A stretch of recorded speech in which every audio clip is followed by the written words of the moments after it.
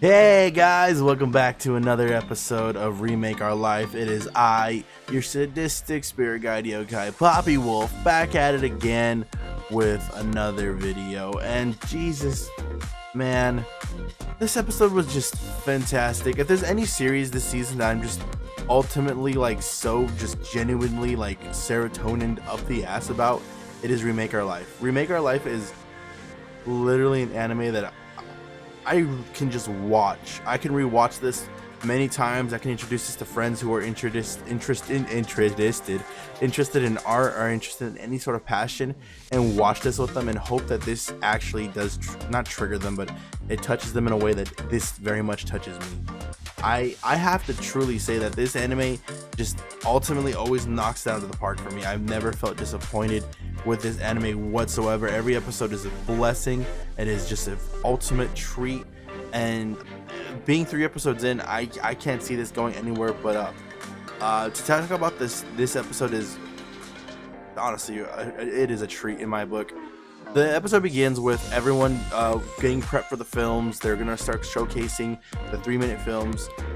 Redhead chick, the boss, or as they call her, Sagayama, I think Sasayama. Her film is just a silent film. It's fantastic.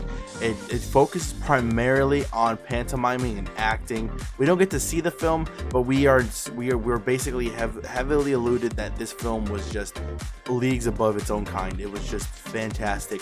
She is truly a director in the sense that she knows exactly what she's working with. She knows exactly what she's doing, and it's phenomenal.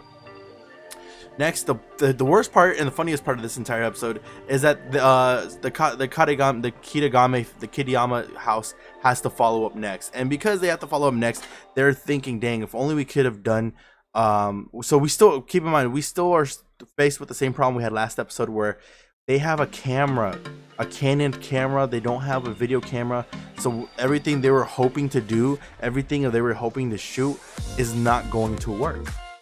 But the very next thing that Kyoya is able to think is, what if I make it into stills? What if I make it into those one still, still shooting, what's his name? What's that director do?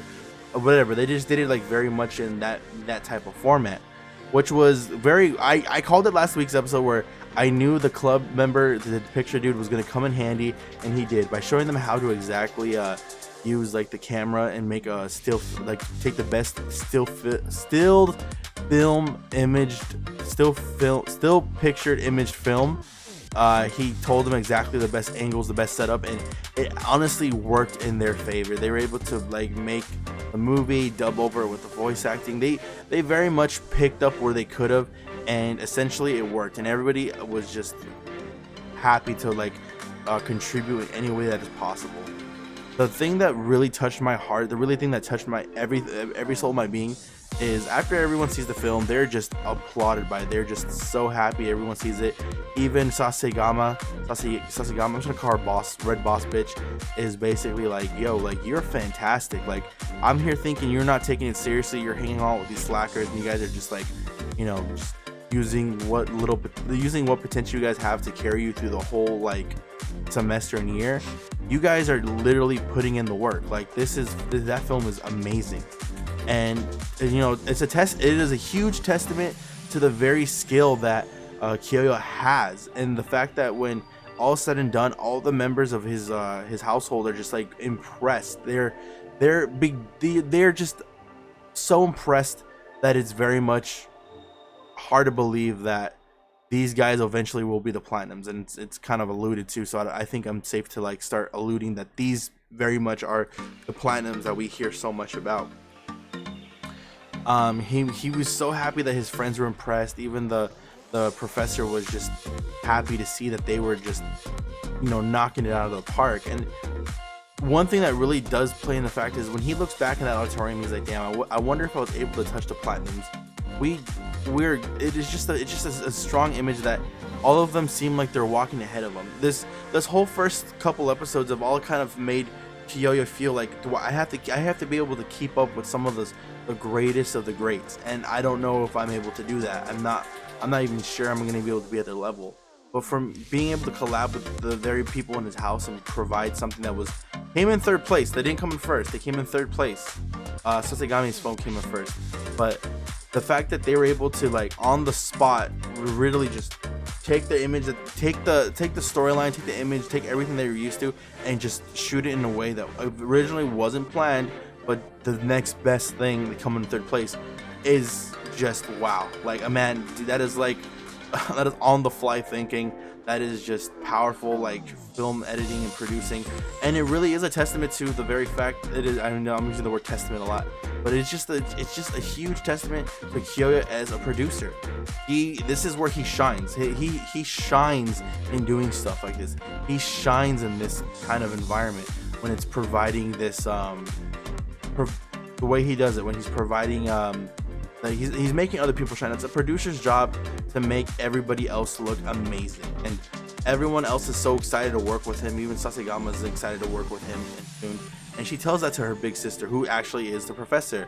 So Ada professor, redheaded professor, is actually the big sister of the boss bitch chick, and she says, like, look, honestly, like, why was I know my film was good, but honestly, like, their film was amazing. Their film should have took first place.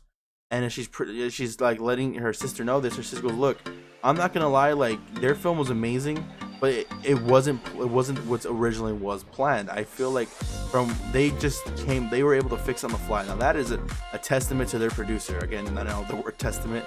That is a huge testament to their producer. But the thing she goes is like, why are you so interested in them?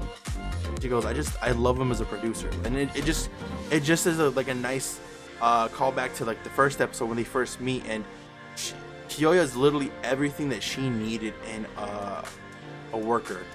Like, everything she needed as a worker, that's what Kyoya truly was. He was there, he was dedicated, he was above and beyond. He really does know how to fix an almost impossible situation.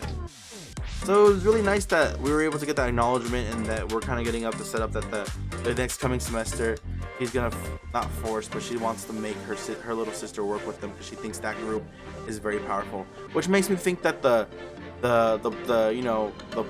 platinums aren't gonna be just 3 people that achieved everything. I think it's gonna be the whole team that it's gonna be a whole team of platinums now, and it's all gonna be thanks to Kyoya being one of the platinums. Of course, I think he's gonna make so many other students that are fucking fantastic shine, and the whole idea of the platinums is gonna be a very much a more broad sense than just 3 individuals. It's gonna be a whole group of people, which I'm really excited to see, honestly. And again, being in only episode 3, it's just phenomenal. I can keep talking about this anime for so long, but I think we need to talk about the lower half before I cut this episode off, because the latter half of this episode is him working with what is her name? With Kyoya working with Nanasa, whatever, the brown hair chick, and helping her with her singing, and very much bonding with her in the aspect that he wants to help her singing, and he's kind of hip that there's going to be a streaming service like YouTube, but only strictly for, like, Japanese videos that he's going to put her on. And that was a very touching moment. I like to see their closeness get close. It kind of hints that there's possibly a budding romance between them. But then we get to the real wholesomeness of this episode, which is the conversation with Shinoaki and him, where Shinoaki is really talking about, like, look, I know you saw me drawing, and I'm very self-conscious about my art because I don't feel like it's good enough. I feel like I lack a lot of confidence in my work, and I'm really thinking about giving up on it. And she has no idea how much that to Kyoya, her art is what provided him to stick out everything he did. It's what inspired him. It's what moved him. It's what made him, like, go and follow his dream literally 10 years into the past.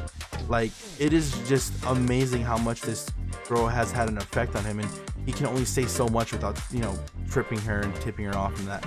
But he would rather give up everything just to make sure she knows how amazing she is.